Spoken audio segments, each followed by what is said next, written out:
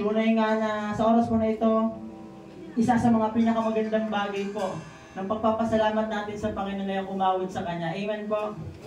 Kasi sabi po nito sa Psalms 100, verse 4 to 5, enter His gate with thanksgiving, give thanks to Him and praise His name. For the Lord is good. Amen? God is good. And all the time. His unfailing love continues forever, and His faithfulness continues to each generation. Sa oras po nito mga kapatid, we sing a prophetic song na sinasabi, aawit, sasambahin ang Panginoon, ang si Yahweh, sa Luzon, Visayas at Mindanao. Amen? Amen! Amen po! Come on, let us praise the Lord God in this place. Hallelujah! Sambahin ka, O Yahweh,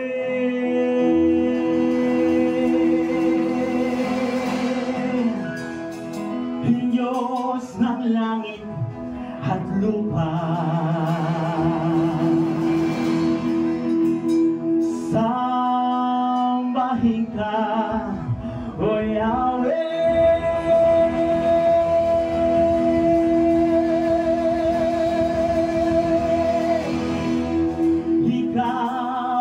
Diyos na dakila. Let's go! Sabi po yung malakpak ang ating mga kamay sa Panginoon. Let's sing to the Lord. Sambahin kay Yahweh. Oh, la la la la la la. Sambahin ka, O Yahweh, Diyos ng langit at lupa. Come on, church! Sambahin ka, O Yahweh, Ikaw ang Diyos na sambahin ka, Yahweh. Sambahin ka, O Yahweh, Diyos ng langit at lupa. Sambahin mo si Yahweh. Sambahin ka, O Yahweh, Ikaw ang Diyos na dakila. One. Listen pa, pare ba natin kawitin sambahin ka, Yahweh? Come on, church. Sambahin ka, O Yahweh, Diyos ng langit at lupa. Sambahin ka, O Yahweh, Ikaw ang Diyos na dakila. Ang bawat ilan magmumuli sa'yo, Diyos. Walang iinit na pangalan ng Panginoon Jesus. Sa awitan, sa sigaw, sa pumpugan, sa sayaw, sambahin ka, O Yahweh, Diyos ng langit. Sambahin kay Yahweh.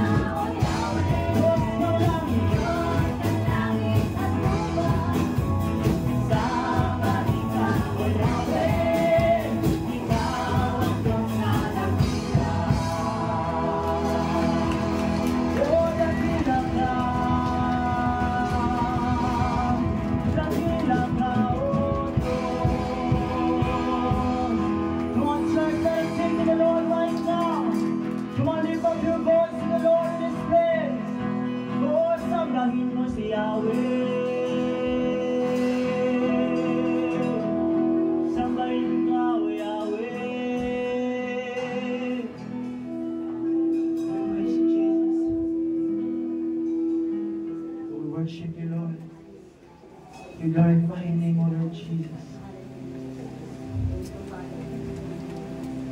Hallelujah.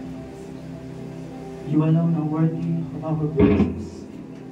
You alone are worthy of our worship, O God. Thank you, Jesus. Thank you, Jesus. Come on, church. Continue to worship the Lord. Patuloy mong sambahin ang Diyos sa dakong ito. Isa lamang ang dahilan kung bakit tayo nabubuhay, kundi ang marapat na sambahin ang ating Panginoon.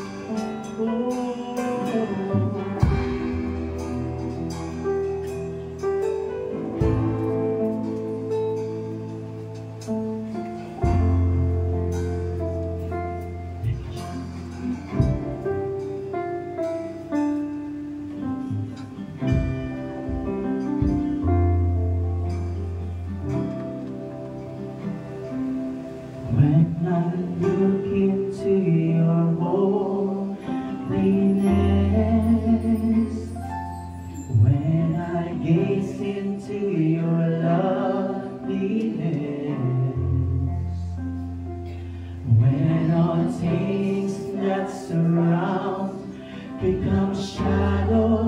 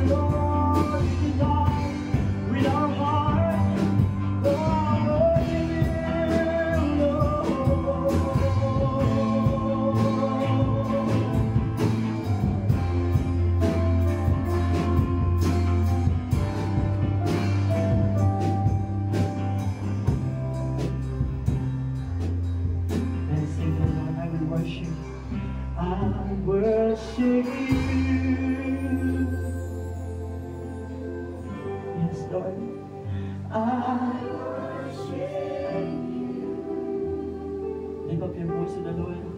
The Lord, ikaw lang ang aming sasambahin.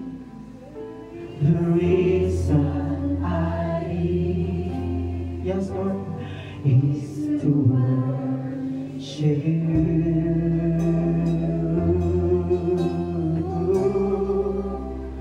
I worship you, I worship you,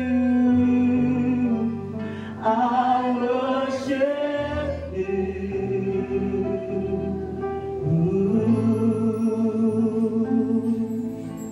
The reason I live, come on church, is to worship you. Gawin mo ang presensya ng Lord. I worship you,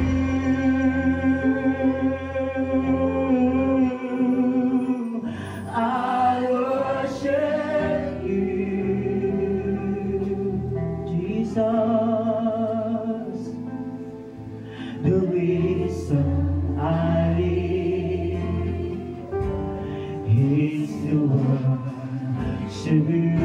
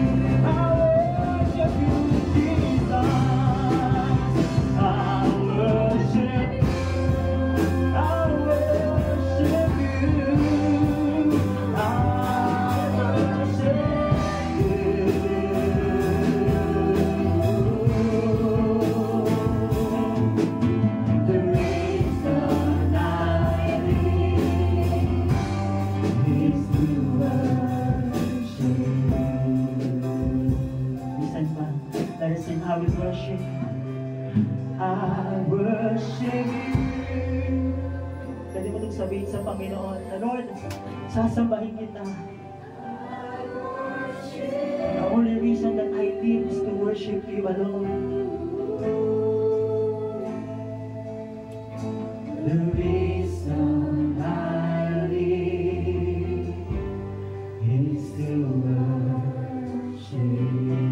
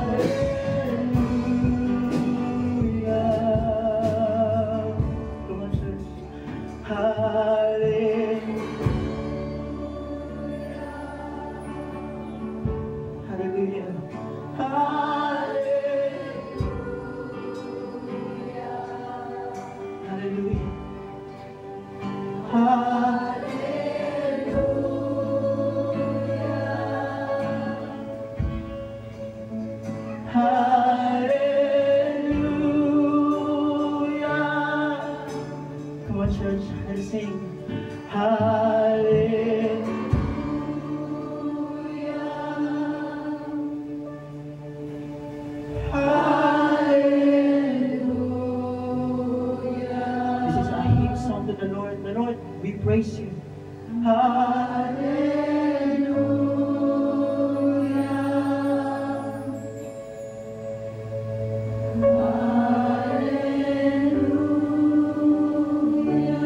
Right now, church, the meaning of the song Hallelujah is praise the Lord. Whatever your circumstances, ano man ang sitwasyon ng iyong buhay, meron ka bang sakit at karamdaman sa oras na ito? Meron ka bang dinadalang kabigatan? There's a burden in your heart, in your family, in your work, in your church, in our study, sa pag-aaral. But you know, there's a reason why we sing hallelujah. That everything, lahat na naranasan natin, we surrender it all to the Lord as we sing, Lord, hallelujah. You are greater in my suffering.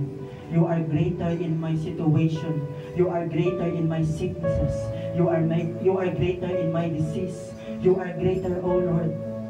Ano man ang sitwasyon ng buhay ko, Lord God, pupupurihan po kita. Kaya sa oras na ito, as we sing, Lord, hallelujah,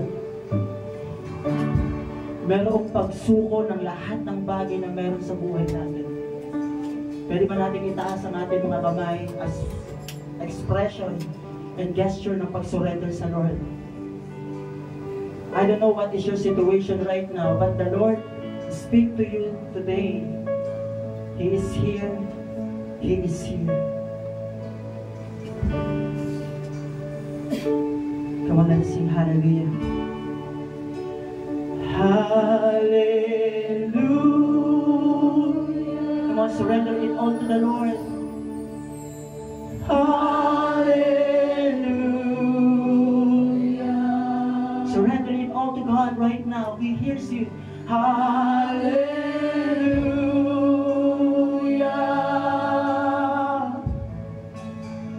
Hallelujah.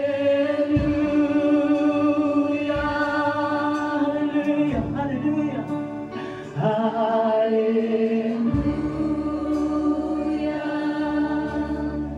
Oh, Jesus.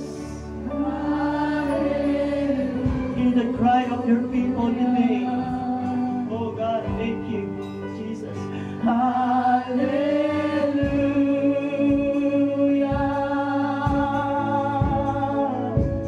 Hallelujah. Hallelujah. Hallelujah. Lift up your voice to the Lord. Hallelujah. You can cry to the Lord.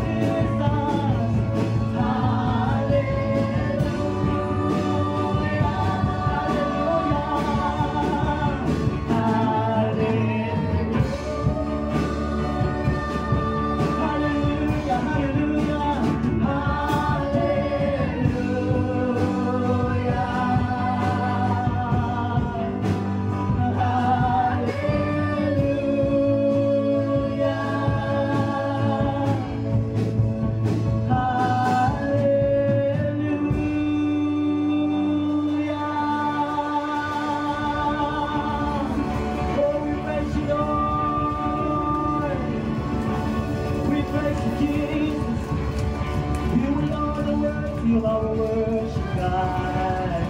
You are worthy. Come on, church, right now. Buksan mo ang iyong mga labi sa oras na ito. Sambahin mo ang Diyos sa Espiritu at katotohanan. Come on, sing a new song to the Lord. You are set free from every bondage of the enemy. Come on, lift up your voice. Give thanks to our God. He is faithful. His love endures forever. Come on. Oh, we worship you, Lord. We worship you, Lord. Thank you, Jesus. Thank you, Lord God. Minsan pa, maaari ba nating palakpakan ng Panginoon? Yung palakpak po para sa ating Diyos na buhay. Amen. Good morning sa bawat isa. Good morning po sa Lord. Napapurihan po natin ang Panginoon. Nagagalak ang ating kaluluwa na siya'y purihin. Amen. Kamusta po kayo sa buong salinggo? Talagang nakaka-amaze si God kasi iningatan niya tayo linggo-linggo. Amen. Nakapagpuro tayo sa Kanya ng malaya. Amen. Nakakapun tayo dito ng walang gumagambala. At higit sa lahat, kumpleto pa tayong lahat. Amen. Kaya wala pang nauna. Wala pang bababawas. Hindi tayo mabata eh. Ano? Amen. Eh, goal naman talaga natin mapunta sa kanyang faith. Diba? Pagba tayo ng goal. Yan, sa umagang po ito, naniniwala po ako na hindi magiging ordinaryo lamang ang isang buong linggo nyo. Kasi naniniwala ako may gagawin pa rin ng Lord na himala sa buhay niyo, isang buong linggo. At ano po ba tayo makinig ng salita ng Diyos? Alam ko po makaka-relate ang bawat isa sa talakayan natin ito. Kasi may napagdaanan ako, gusto ko din namang i-share sa inyo. Pero hindi ko naman i-expose lahat. At syempre, ako'y tinamaan sa mensahe na ito. Ang pamagat nga ng ating talakayan ay madami ka bang alalahanin? Tanong-tanongin mo ang katabi mo, madami ka bang alalahanin? Opo, kuya, marami po. Hindi po mabilang. Yes po, hindi ka po nag-iisa. Hindi ka po nag-iisa. Marami po tayong alalahanin. At naniniwala ako may sagot ang Panginoon yan. Dahil po lahat ay pumikit, hingi tayo ng guidance sa Panginoon. Paluwalhati sa iyong pangalan, O Diyos. Purihin ka, Panginoon. Ikaw na lumalang ng langit at lupa. Ikaw na umibig sa amin. Ikaw na makapangyarihan sa lahat. Diyos ng mga Diyos. Lord, salamat po, Panginoon, dahil patuloy mo kaming iniingatan, di mo kami pinababayaan, lagi ka na dyan sa aming tabi. Ikaw na nagbibigay at nagpo-provide sa aming pangangailangan araw-araw. Thank you, God. Thank you, God. Patawarin niyo po kami, Panginoon, kung kami nagkakasala. Forgive us our sins, forgive us our transgression, O God. Patawarin po kami, Panginoon, kung kami ay nagkakasala sa isipan, sa salita, sa gawa. Lord, patawarin po kami. Kailangan po namin ng iyong abad. Upang kami ay maging karapat-dapat sa iyong harapan. Kinusin mo po kami banal ng Espiritu ngayong umaga. Yakapin mo po ang bawat isa ng iyong malabay na pakpak. Comfort mo po kami, Panginoon. Sa lahat ng nalulumbay at nalulungkot, ito po, Panginoon, magpasaya sa kanilang mga puso. Sa lahat po ng nangangailangan, Lord, provide mo po ang kanilang pangangailangan. Kilala mo po silang lahat. Thank you, God, for your grace. Thank you, God, for your love. Thank you, God, for your peace. Thank you, God, sa pag-iingat mo sa mga relatives po namin, sa mga pamilya po namin, saan man sila naroon. Ano man ang kanilang ginagawa. Thank you, God, kasi lagi mo silang tinitignan at lagi mo silang inaalala. Thank you, God. Titiwala po namin sa iyo ang umagang ito, sa mensahe po namin mapapakinggan. Lord, kilusin po kami ng iyong salita. Magbago ka, O God, ng buhay. Magbago ka, Panginoon, ng personalidad. May kakayanan ka, Panginoon, magbago at magpalambot ng matigas na puso. Ikaw ang magkakayanan na magpaliwanag po sa amin, Lord, ng mga salita sa lahat po na nadidimlan. Bigyan po kami ng kaliwanagan. Thank you, God. Thank you, Lord. Pinaprobayo ko po sa iyo ang oras na ito. Sa pangalan naman, ng Anak at Espiritu Santo. Amen and amen.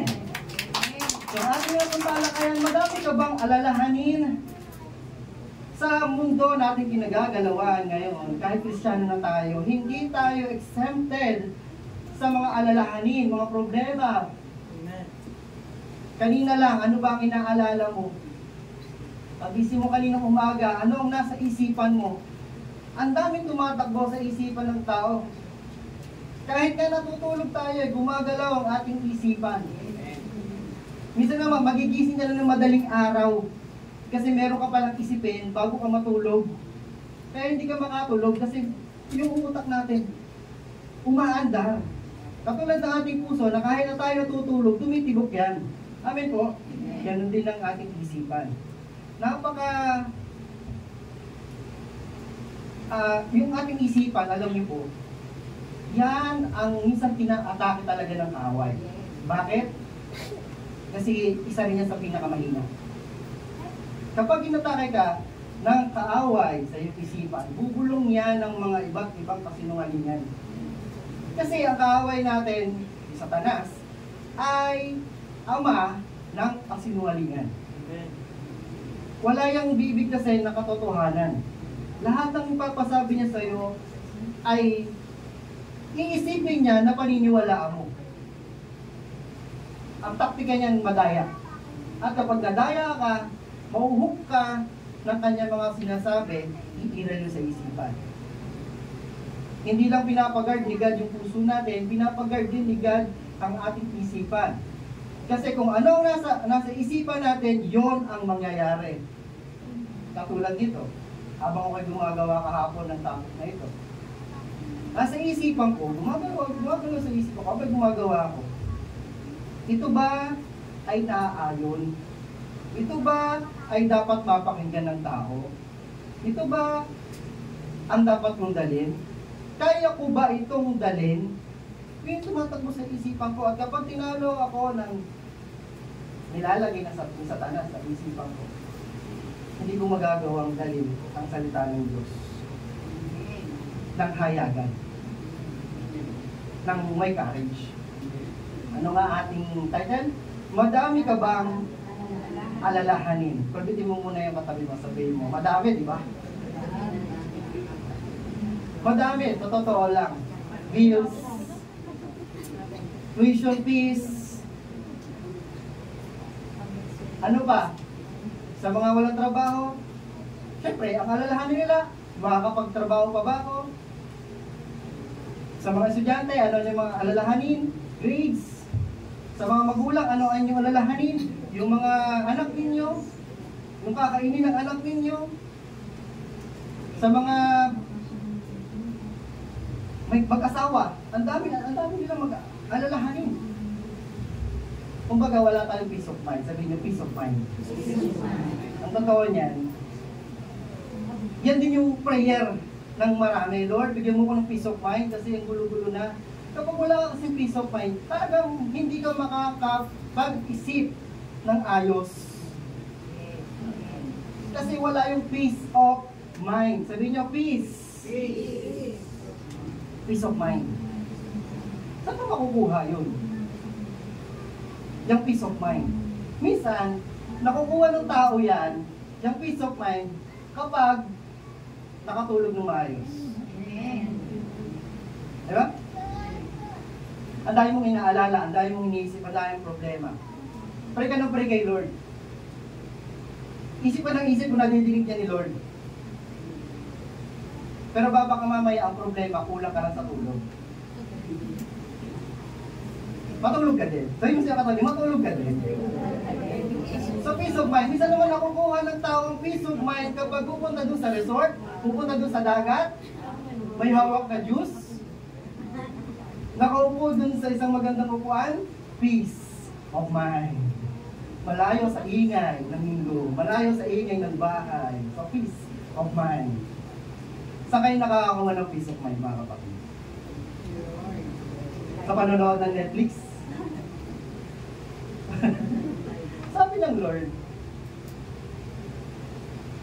sa Mark 12:13, love the Lord your God with all your heart, with all your soul, with all your mind, and with all your strength. So paano mo pala mapapapurihan ng Panginoon at paano mo siya maiibig kung yung isipan natin ang daming tumatakbo? Sabi ka ng Lord, love your God with all your mind. All your mind. Aliwanag naman po yung sentence, di ba? Oo, kaya nating paborin ng Lord, Lord, puso ko sa iyo, yung kaluluwa ko sa iyo, yung lakas ko sa iyo. Pagdating sa isipan, kanina habang nagpupuri ka sa Lord, ano ang tumatakbo sa isipan mo? Nagagala kaya ang Panginoon sa takbo ng isip mo kanina? Although kahit kumakanta tayo, Hallelujah! Anong tumatakbo sa isipan mo? Di ba? Papapurihan ba natin ang Panginoon? Marami ba tayong alalahanin? Yes. Worry. Sabihin niyo, worry. Alalahanin, worry, anxious. Ano ba ang worry? Ano ba ang salitang ito? Worry, alalahanin. Sa Tagalog. Kapag nag-aalala ka sa isang bagay, di ba hindi ka mapalagay? Kapag nag-aalala ka sa future mo, di ba hindi ka makapag-isip din na maayos? Kasi ang daming direction niya. So worry can poison your peace. Lalasunin niya ng kapayapaan ang isipan mo. At hindi lang yon, nanakawin pa ang kaligayahan sa puso mo. Kasi ang dami mong alalahanin eh. Imagine niyo yung sarili nyo kapag nag-aalala. Ano ang itsura niya? Nakakangiti pa ba yan? O, kasi nagugulat ka sa sarili mo, gumaganon ka na. Wala ka na sa overat, wala ka na sa tamang pag-iisip. Gumagawa ka na ng ibang mga bagay na hindi mo naman dapat ginagawa. Kasi lagi ka nag-worry. Kaya nga minsan, ito yung masabi kong pinaka na laging wino-worry o inaalalahanan ng bawat tao. Alam niyo kung ano? Pera. Pag inaalala mo ang pera, mapaparalyze ka niyan. Paralyze. I mean, yung hindi ka na makagalaw kasi wala ka ng pera eh. Matutulala ka lang sa isang tabi kung saan ka kukuha ng mapagkukunan ng pambayad ng bills, pambayad ng renta. Ang dahil mong isipin. Di ba? Ano akong papaliwanag sa inyo konti. Ano pinagkaiba ng worry versus concern? Ayan. Para mas detail tayo, may pinagkaiba po ang worry sa concern. Ayan. Although ito ang makapagbibigay sa atin ng alalahanin. Pag sinabing alalahanin, nakakapagpabagabag. Sabi mo siya katabi, nakakapagpabagabag. Sige, kaya niya. Kaya niya, nakakapagpabagabag. Itong ating isipin. Mamaya, makukuha niyo na rin yun. Pares naman talaga siya, worry and concern, nakakapagpabagabag. Pero yung worry, mas more on, mas nakapokus itong worry sa fear, sa takot. Kaya hindi ka na makagalaw, hindi ka na makamove. Parang wala ka ng pag-asa, helplessness. Pero pag pinag-uusapan ng concern, mas focus to sa sitwasyon, oo, mas focus to sa problema, pero may ginagawang resolution o action. Parang ganito, simple natin. Nag-worry ako sa kalagayan ng aking asawa, sa kalusugan niya. Worry ako, baka siya ay magkasakit. Paano na lang kung siya ay magkasakit? Paano na lang kung siya ay mauna kaysa sa akin? So yung worry, nagbibigay ng takot sa akin. Na para bagang wala na akong magiging solusyon doon sa kalusugan niya. Kasi worry ako eh. Iniisip ko yung future.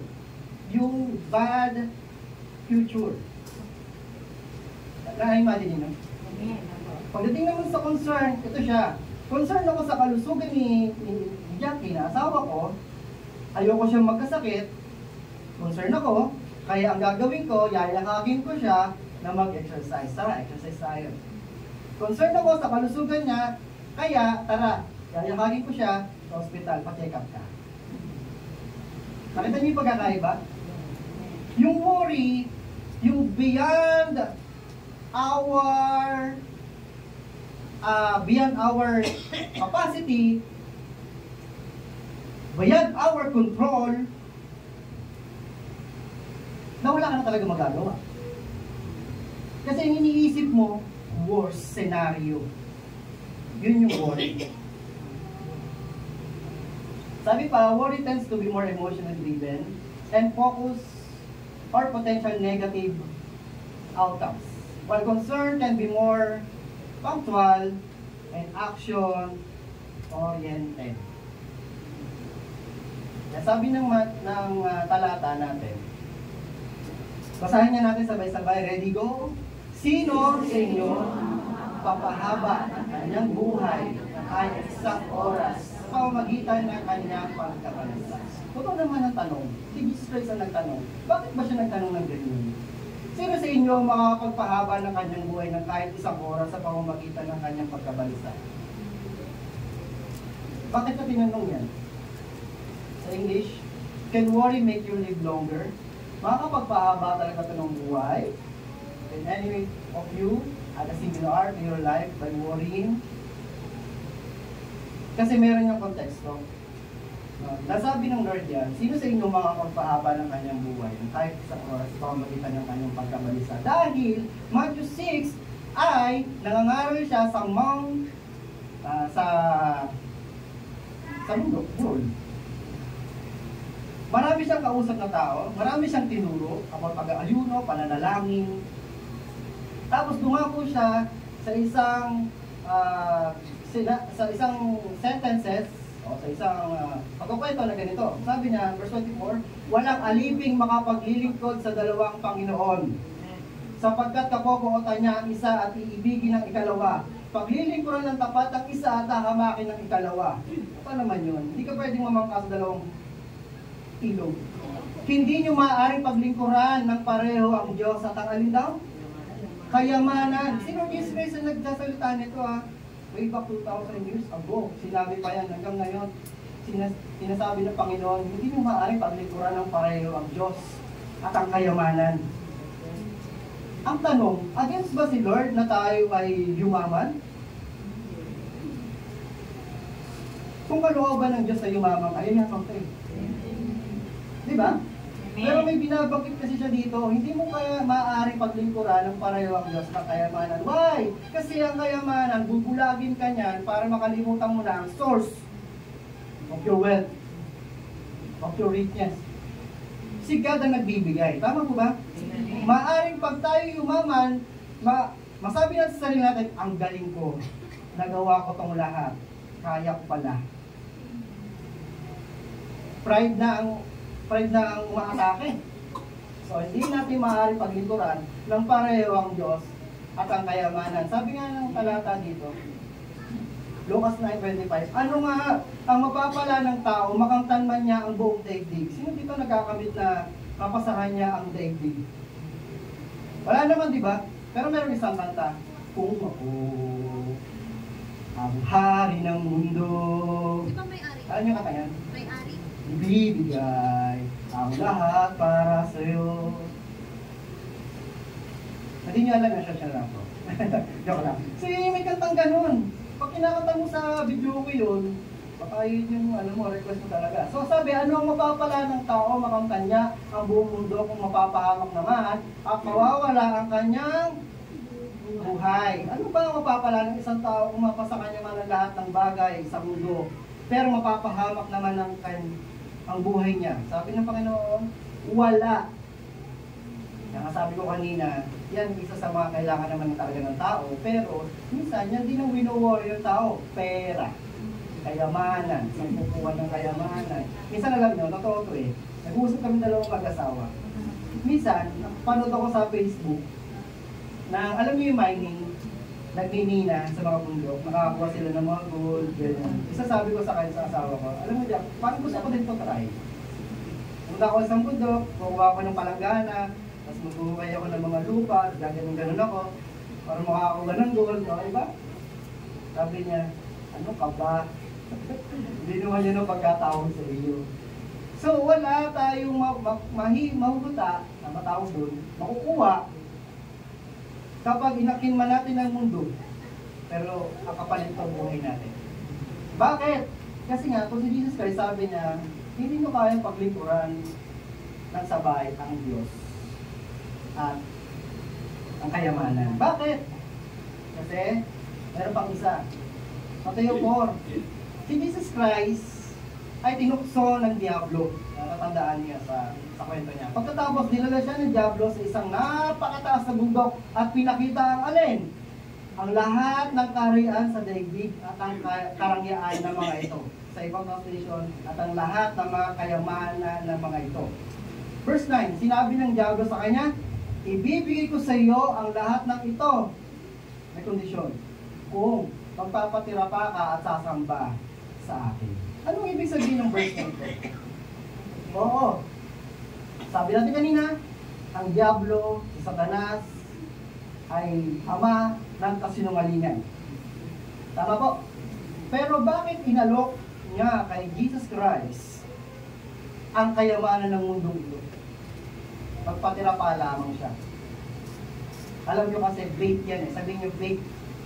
Pain. Yan hindi nang ipinapain ni Satanas sa atin. Magandang trabaho, pero aalisin sa'yo yung paglilingkod mo ng araw ng linggo. Yung oras mo sa Panginoon, aalisin niya, aagawin niya. Oo, magkakapera ka, pero mawawala sa iyo yung time mo, yung secret moment mo para sa Panginoon. Magiging aligaga ka sa business na bibigay sa iyo, magiging abala ka sa trabaho na ibibigay sa iyo. Sabi ng Satanas, bibigay ko sa iyo ang lahat ng ito kung magpapatira pa ka at sasamba sa akin. Ano ibig sabihin niya? Kanya ba yung pinakita talaga kay Jesus Christ, kaharian at kayamanan? Palagay mo, kanya talaga?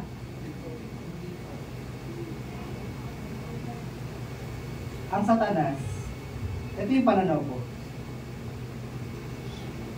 Yung mga diablo, yung mga evil spirit, yung mga devil, meron sila rin kakayanan magpagaling.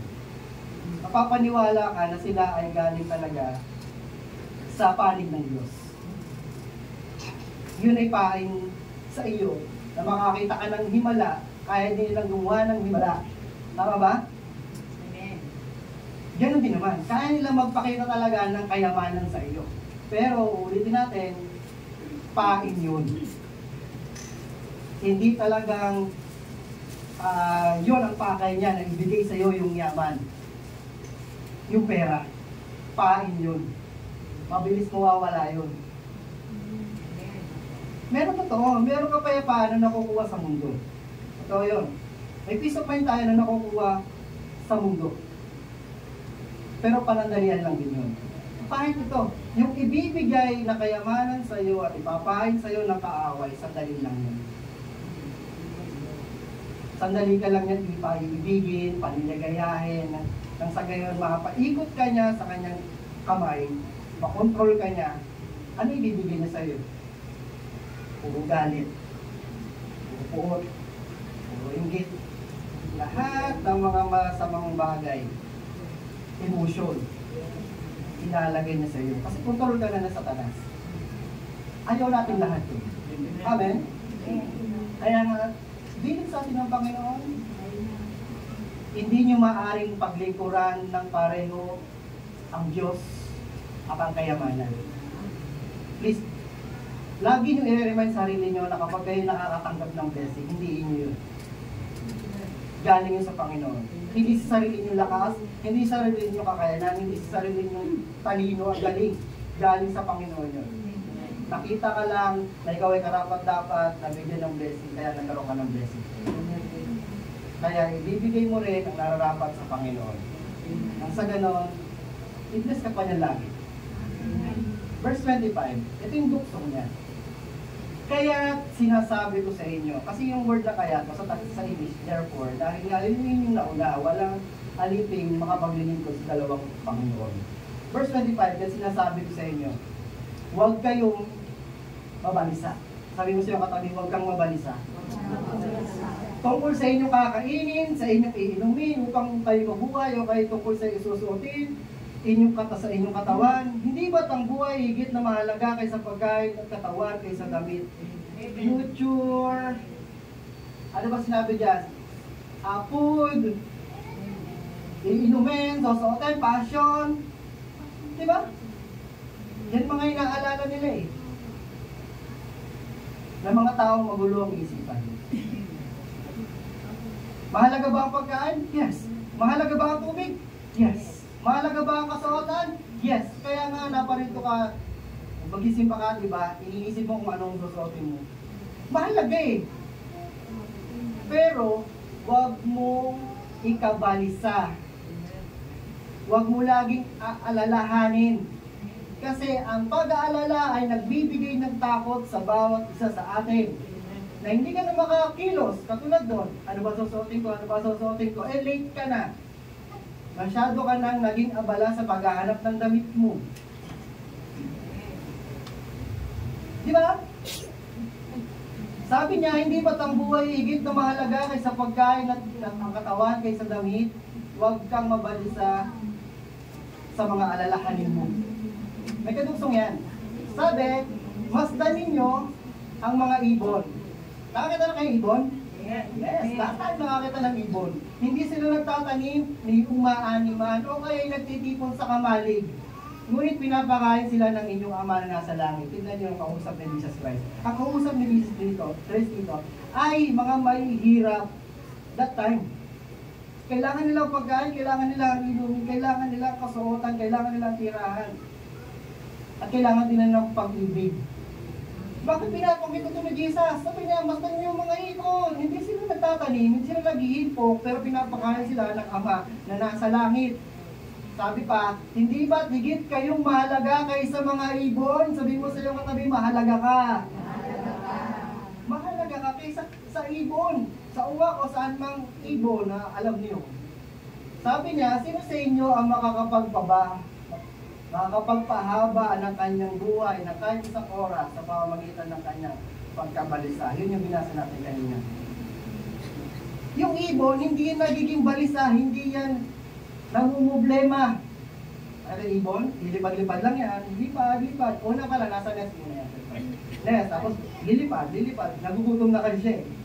Lilipad. Tapos, pag nakakita ng bulate, uod. Sorry po for the word. Uod. Siyempre, dadagitin niya yun. Kukunin. At ilalagay sa nest ulit at doon nakakain. So, hindi siya nag-worry. Pinaprovide ng Panginoon yung kanyang pagkain eh. Yun yung illustration ng Panginoon sa atin. Wala naman kayong makikitang ibon na nandun sa nest na sabihin, wala na kumakain, kasalanan to ng presidente, naghihirap ako, wala akong trabaho. Wala naman kayo makikitang ganong ibon. Yes, concerned siya kasi gutom eh. So maghahanap ka ng trabaho eh, no? Maghahanap ka ng makakain. Yung ganito ng tao, nagugutom ka, concern ka sa financial mo, ano gagawin mo? Hahanap ka ng mapagkakitaan. Amen? Hindi ka magiging worry kasi alam mo na merong source. Yung ama na nasa langit. Amen? Kung pag wala kang maisip, ano bang magiging trabaho? Sino nang bibigyan ng karunungan sa iyo? Hindi ka papabayaan. Hindi ka niya pababayaan bilang isang anak na walang-wala. Kaya masabi, sino sa inyo makakapagpahaba ng kanyang buhay na kahit isang oras sa pamamagitan ng kanyang pagkabalisa? Kaya nga binanggit na to eh. Sabi niya, shalom. Sabi niya, shalom. Ibig sabihin, peace. Sa ibang ano yan, Hebrew word kasi yan eh. Pagbate, hi, hello, ganyan, no? Shalom. Pero sa mas deep na meaning yan, ang shalom ay ibig sabihin peace or wholeness, tapos completeness and well-being. Na kapag binabanggit mo sa isang tao, shalom, ibig sabihin nagbibigay ka ng declaration na sinasabi mo, mangyari nawa kalooban ng Diyos na ikaw ay bigyan ng kapayapaan. Shalom. Sa isang maikling salita, babanggitin mo sa isang tao, shalom. Kasi si Jesus Christ, binanggit niya yan nung time na siya ay nag-resurrect na. So yung mga alagad, aligaga, kasi wala na yung pinapanginoon nila, si Jesus Christ. Akala nila patay na ng tuluyan. Pero sabi niya, ang pangako ng Panginoon, mabubuhay siya sa ikatlong araw. Bigla siya nandun sa kalagitnaan ng mga alagad. At sinabi niya, shalom. Ano ibig sabihin? Kapayapaan ay sumainyo. Kaya nga nauso yung peace be with you. Sabi mo siya kapag peace be with you. Peace be with you. Para ka sa Holy God. Kung sinabi niyo pare, sabihin mo peace be with you. Sino nakarelate to? Ginagawa ko yun eh, sa balat. Wala, hindi mo mungkit yung peace be with you.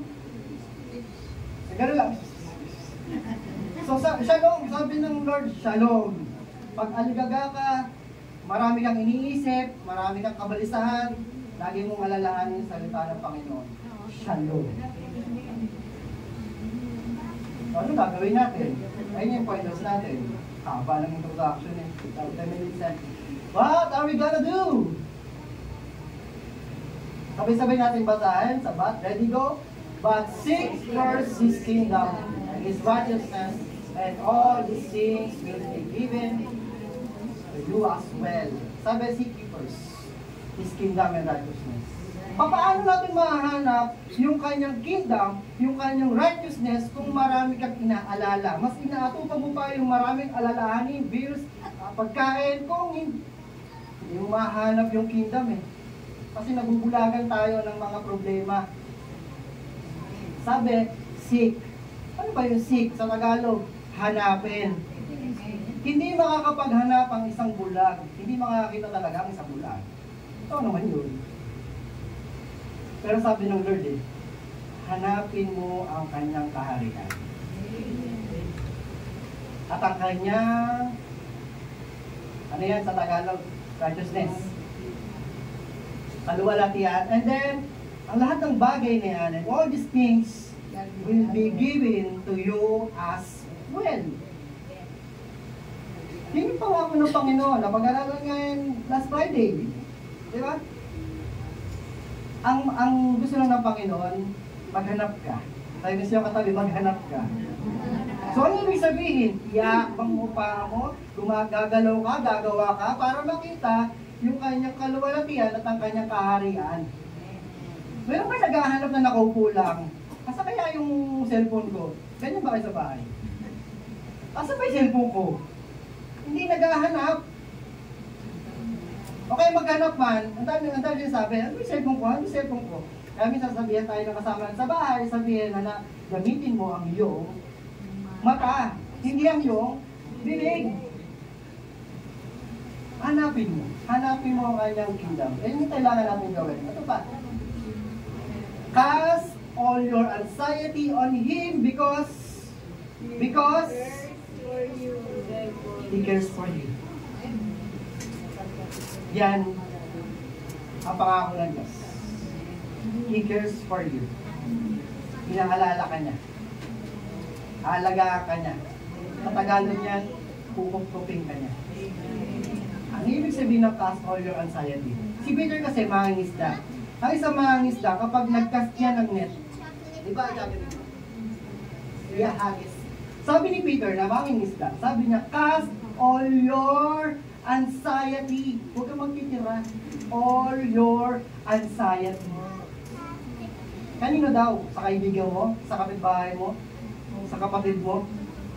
Sa Panginoon. Cast all your anxiety on Him because He cares for you. Alam mo, marami talaga tayong alalahanin. Madami talaga. Marami tayong problema. Marami tayong isipin. Kala nyo lang masaya ako, kala nyo lang mataba ako. Marami yung alalahanin. Tumatayo kami bilang isang parang pogi.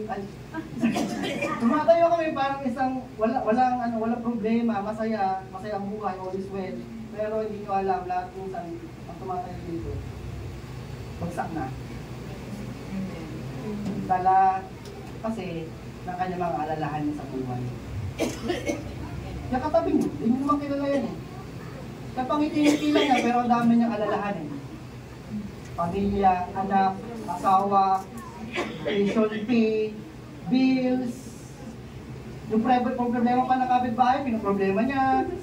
Ang dami niya anxiety. Pero sabi ng Panginoon, I cares for you. Ano pa ba ang ating gagawin? Kanina sabi niya, seek ye first the kingdom of God. Tapos pangalawa, cast all your anxiety. Huwag kang magtitira. Pangatlo, ito. Isuot ninyo armor of God. Ano yun? Helmet of salvation, breastplate of righteousness, belt of truth, shield of faith, and feet of peace. Di lahat na nabanggit ko, defensive yon ng armor. Helmet, breastplate, shield, belt, and yung shoes, feet. Ano ang matitirang nag-iisang sandata na offensive? Yung sword of the Spirit. Sabihin nyo, sword of the Spirit. Bakit pinasusuot sa atin yan, yung armor of God? Oo po, hindi po yung literal, hindi yung physical na isusuot mo. Spiritual yan, kasi meron tayong labanan. Ngayon, halimbawa, imagine ninyo, pinasuot sa iyo lahat yan, pero kinalimutan mo yung helmet. So, ano tatagitin sa iyo? Uno, yung mind mo. At halimbawa naman, tinanggal mo halimbawa yung breastplate, naka-helmet ka nga, pero walang breastplate. Ano titirahin sa iyo? Puso mo. Kaya ka pinasusuot lahat yung armor of God. Yes, hindi nga yan literal na isusuot mo physically, mabigat kasi yan. Pag sinuot mo, araw-araw mo dati imagine ninyo yun, si Kuya Jeff na maglalakad, may armor, ang dalaksang data. Saan ka pupunta? Digmaan. May digmaan tayo spiritually. Sabi nga nito, bilang pagbawa ka, sabi ni Pablo sa Efeso, magpakatibay kayo sa kalakasang galing sa Panginoon at sa kanyang dakilang kapangyarihan. Isuot ninyo ang buong kasuotan, pandigma na kaloob ng Diyos, upang mapaglabanin ninyo ang alin? Nang alin? Pakanan ng Diablo. Target ka eh. Hindi siya nananahimik sa iyo. Target ka ng kaaway. Sabi pa, sapagkat hindi tayo nakikipaglaban sa mga tao, kundi sa mga pinuno, sa mga kapangyarihan, sa mga pagpamahala, ng kadalimang umiiral sa libutang ito, at sa hukbong espiritual sa kasamaan sa hipapawid. Kaya gamitin ninyo ang kasuotang pandigma na mula sa Diyos, sa gayon makatatagal kayo sa pakikipaglaban pagdating ng araw na sumalakay ang masama. Ini-schedule lang ka na. Kasi nakikita ng Diablo, ay, threat to. Mapanganib yung tao to, malapit to sa Diyos eh. So mag-ano yan, magpa-plan na yan. Saan pa? Upang pagkatapos ng labanan ay matatag pa rin kayong nakatayo. Kaya't maging handa kayo, ibigkis sa inyong baywang, yun yun. Ang situro ng katotohanan, so sa dibdib, ang baluti ng kapwiran. Isuot ninyo ang sapatos ng pagiging handa sa pangaral ng magandang balita ng kapayapaan. Lagi ninyong gawing panangga ang pananampalataya na siyang papatay sa lahat na nagliliyab ng palaso ng Diablo. Hindi natin nakikita yun, pero meron na sa ere na nagliliyab ng palaso ng Diablo. Isuot ninyo ang helmet ng kaligtasan at gamitin ang tabak ng Espiritu na walang iba kundi ang salita na Diyos. Ibinibigay na sa atin ng Panginoon niya, given na yan. Ang kailangan natin gawin, isuot. Sabi na siya katabi, isuot mo. Opo, huwag mong kakalimutan yung inyong kasuotan everyday. Pero meron ka pala dapat na spiritual, na armor of God na pwede mong isuot araw-araw. Diba? Nakita mo yung sundalo kapag natutulog. Yung baril nila, di ba, nakaganto lang. Pag natutulog, kailangan yung baril, kahit kung sila, active pa rin sila kasi once na kunin yun, dapat bayak ko sila. Na-imagine nyo po? Ganun din naman. Meron daw tayong sandata. Nag-iisang sandata natin, salita ng Diyos. Ano ba ang salita ng Diyos? For the word of God is alive and active, sharper than any double-edged sword. It penetrates even the dividing soul and spirit, joints and marrow. It judges the thoughts. Andito tayo, di ba? It judges the thoughts and attitudes of the heart. Sa Tagalog. Ang salita ng Diyos ay buhay at mabisa. Mas matalas kaysa alinmang tabak na sa magkabilay may tanim. Ito'y tumatagos maging sa kaibuturan ng kaluluwa, espiritu, ng mga kasukasuan at buto at nakakaalam ng mga iniisip at binabalak ng puso. Kita nyo, ang salita ng Diyos, yan ang nakakaalam din ng mga iniisip. Ngayon, ikaw na mag-desisyon kung ano ilalagay mo sa iyong isipan. Salita ba ng Diyos o mga problema at alalahanin mo? Kuya, hindi naman pwedeng ganon. Hindi naman pwedeng isang tabi lang yung mga alalahanin. Opo, totoo naman po yun. Nandiyan sa isipan natin yung alalahanin. Pero kapag yan ang nag-control sa'yo para hindi ka na makagalaw, hindi ka na makamove, kawawa ka. Pero kapag hinayaan mo yung salita ng Diyos na pumagitna sa isipan mo, yan ang magkocontrol sa'yo, magsasabi sa'yo, nandito lang ako na, kaya mo yan na, hindi ka pinababayaan na, salita ng Diyos, ang salita ng Diyos ay si Jesus Christ. Amen. Kung hindi natin yan gagawin sentro ng ating mga kaisipan, guguluhin lang tayo ng ating mga kaabalahan, alalahanin, problema. So, pinakita na sa atin kung ano yung ating gagawin. Ito naman ang kasunod. Ano naman ang magagawa ng Panginoon sa atin? Opo, marami tayong alalahanin. Pero ano ba talaga ang magagawa ng Panginoon sa mga problema na ito? Sabi sa Philippians, do not be anxious about anything. Sabihin nyo, anything. Ano yung sabihin anything? Everything. Lahat yun. Huwag kayong maging mag-alala, maging balisa. Sabi, but in every situation, by prayer and petition, with thanksgiving, present your request. Present your request. Alam ko naman may mga request tayo, prayer request. Na pwedeng ipanalangin ng bawat isa, panalangin ng mga kapwa natin kapatiran. Pero, i-present mo naman sa Panginoon.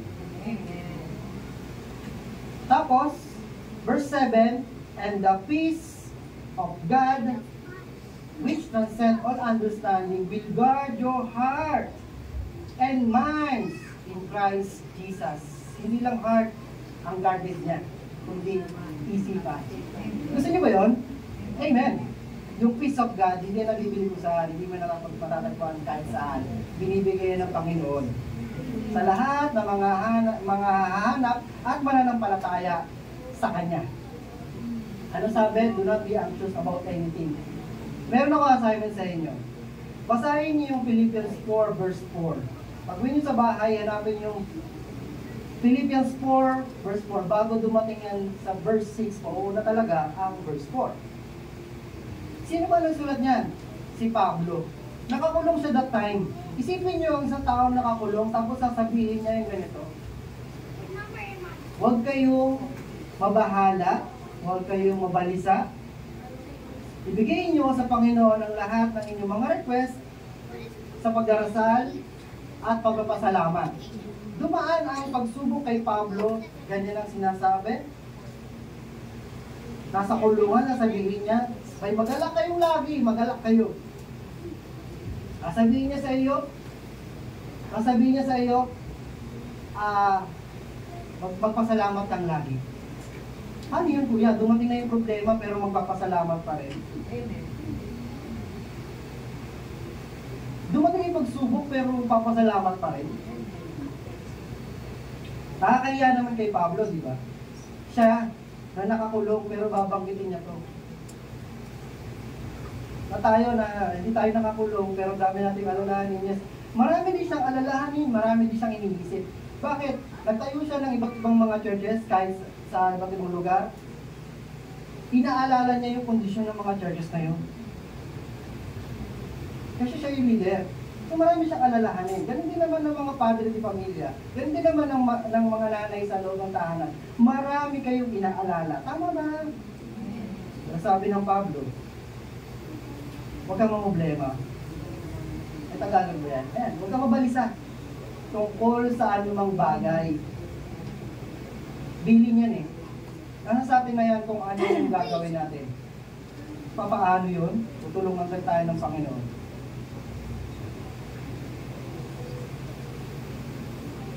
Sabi ng Panginoon Jesus, peace I leave with you, my peace I give you, I did not give to you as the world gives. Tingnan nyo, totoo naman. May kapayapaan ang gagaling sa mundo. Pero yung ibinibigay ng Diyos sa atin, inaalok sa ating kapayapaan, ibang klase yan. Hindi matatawaran ng kahit anong halaga yan. Yung kapayapaan na nagagaling sa Panginoon, ibibigay sa puso natin. Sabi nga niya, do not let your heart be troubled and do not be afraid. Gusto ba natin yung kapayapaan na gagaling sa Panginoon sa Kristo? Kapayapaan ang iniiwan ko sa inyo, ang aking kapayapaan ang ibinibigay ko sa inyo. Hindi ito katulad ng kapayapaan ang ibinibigay ng mundo. Huwag mabagabag ang inyong kalooban at huwag kayong matakot.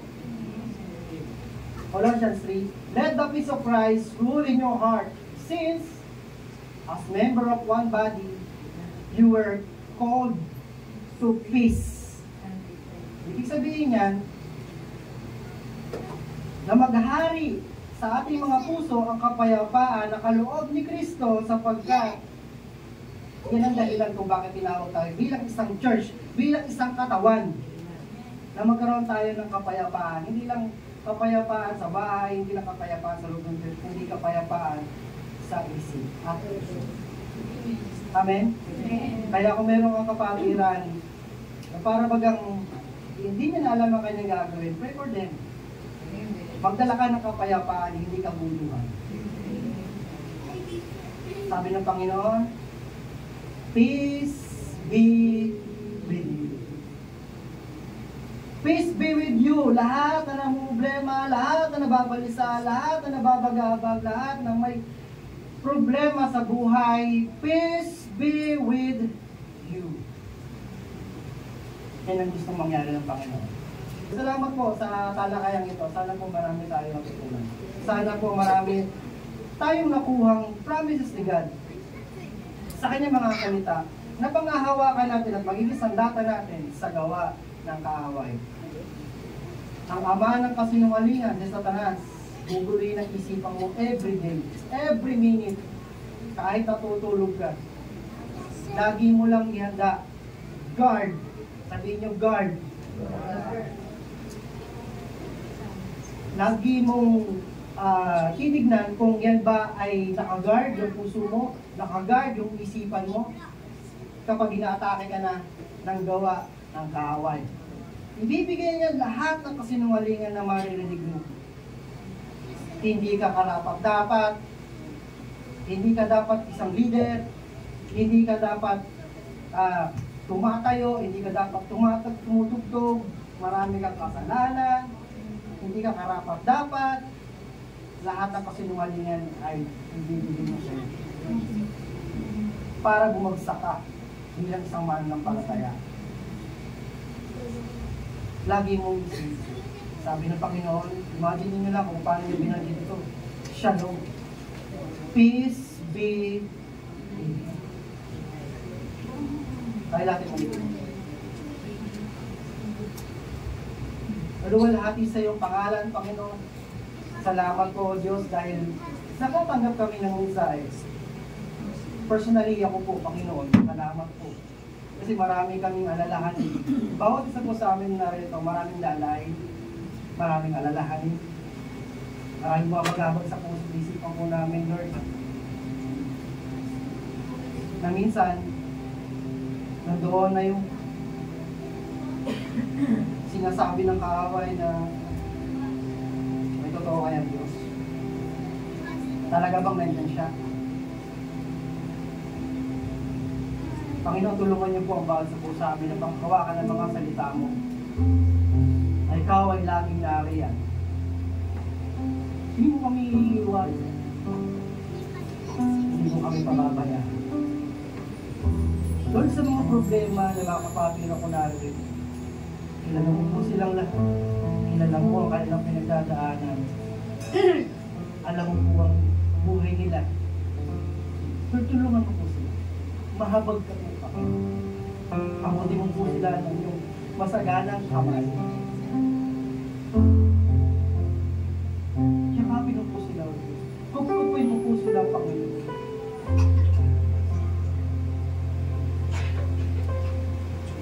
Tunay nga, Panginoon, na walang kaparis ang iyong kapangyarihan at iyong pag-ibig. Hindi man namin maarok kung paano ito kalawak, kalalim, at kahiwaga. Lord, thank you, God.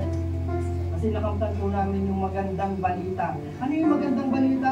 Ang magandang balita ay ang Panginoong Jesucristo, bagamat siya Diyos, nagkatawang tao para sa amin, para kami ay tubusin sa aming mga kasalanan na siya na walang kasalanan. ay pinako sa krus ng Kalbaryo.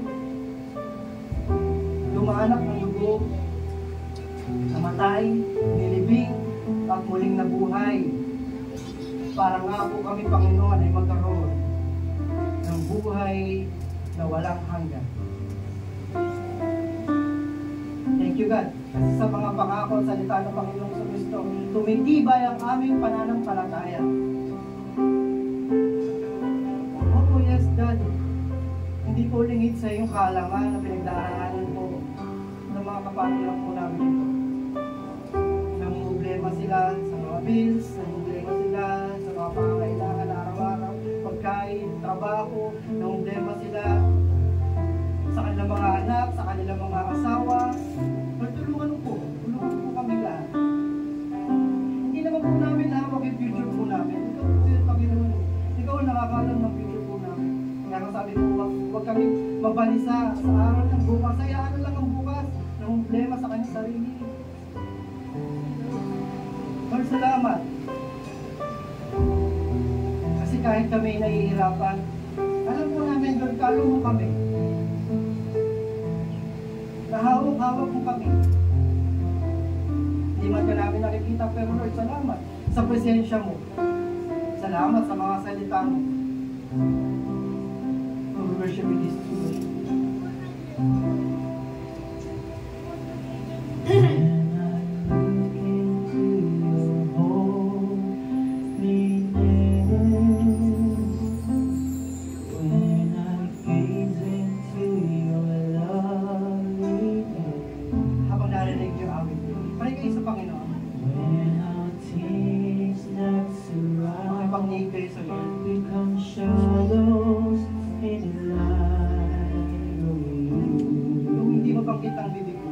Alam ni Lord yung kahit nalilima ng puso mo. When I found the joy of reaching your heart, when my will becomes enthroned in your love, when all things that surround become shadows in your life.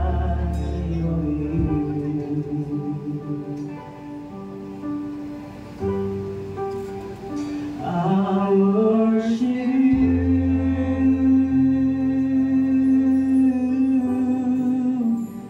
I worship you.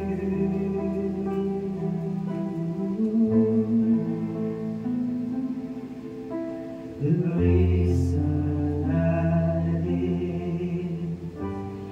is to worship you.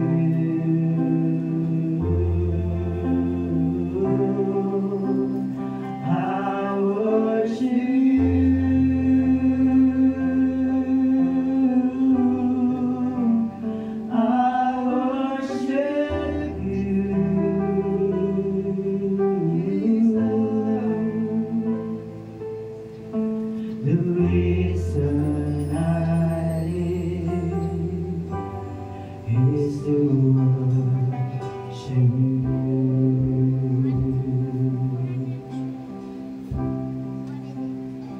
I worship you.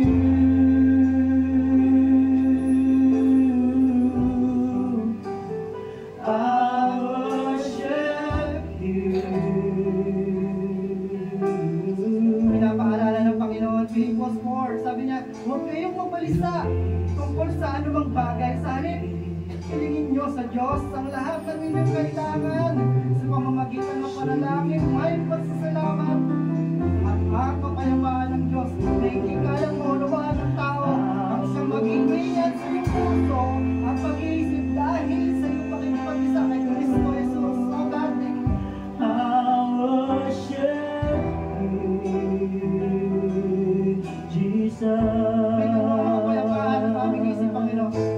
The reason I live, maging sentro ko po nito, O Diyos, is to worship you.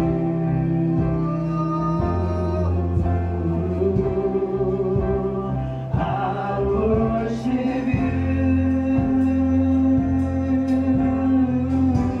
We worship you, God.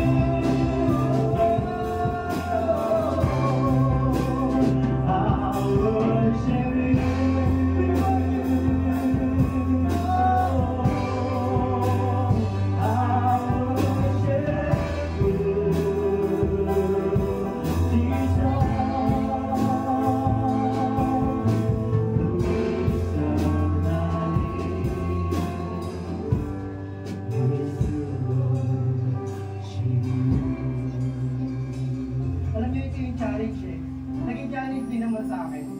Paano ko ba talagang purihan ng Panginoon sa kabila ng aking mga pagsubok? Sa kabila ng aking mga problema? Ang bigat eh. Paano ko ba siya mapupurihan? Paano ko ba siya masasamba? Siguro nakaka-relate ka din doon. Bagsak ka na, parang walang magawa. Paano natin siya mapaglilit ko rin? Hindi nagkataon itong mensahe ng Panginoon sa akin ngayon. Kilala ka na niya ako. Napakabuti na kanyang biyaya. Kasi binigyan niya tayo ng isang salita, Shalom. Shalom.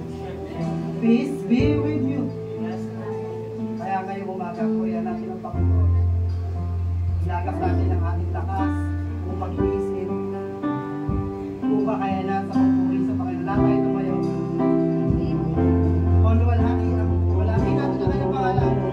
I worship you. Punuin natin ang pagsasama ng worship you. Jesus.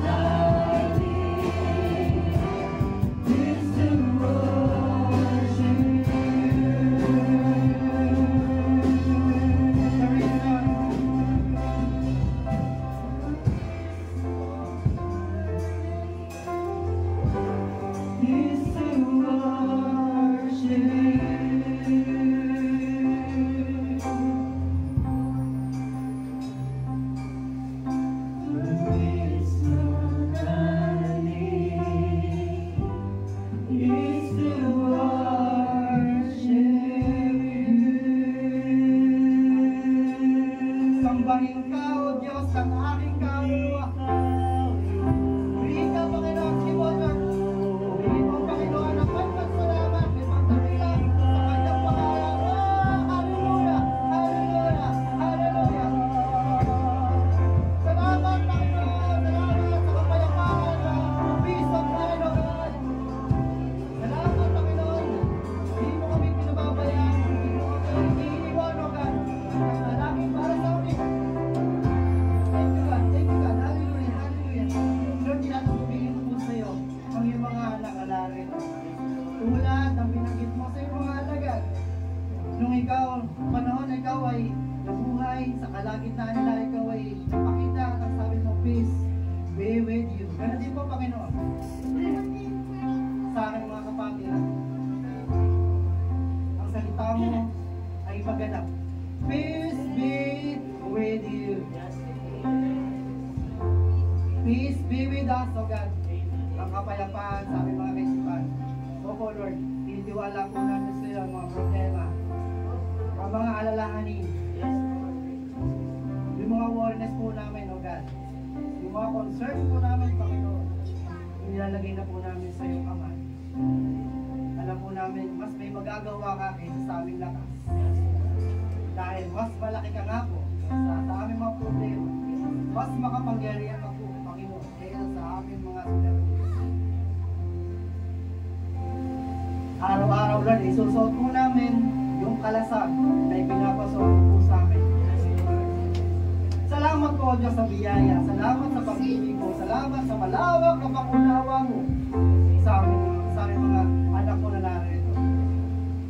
Sa ibang kapurihan, pagdakila, pagluwalhati, sa amin, Lord, palagi ang pag-ibig mo, ang kaligtasan na lagi mong inialo, kapayapaan sa loob ng tahanan, kapayapaan sa loob ng sarili at puso at isipan. Sa pangalan ng Ama, ng Anak at Espiritu Santo, ang lahat ng mga mahal ng Diyos ay sumigawan ng malakas na. Amen!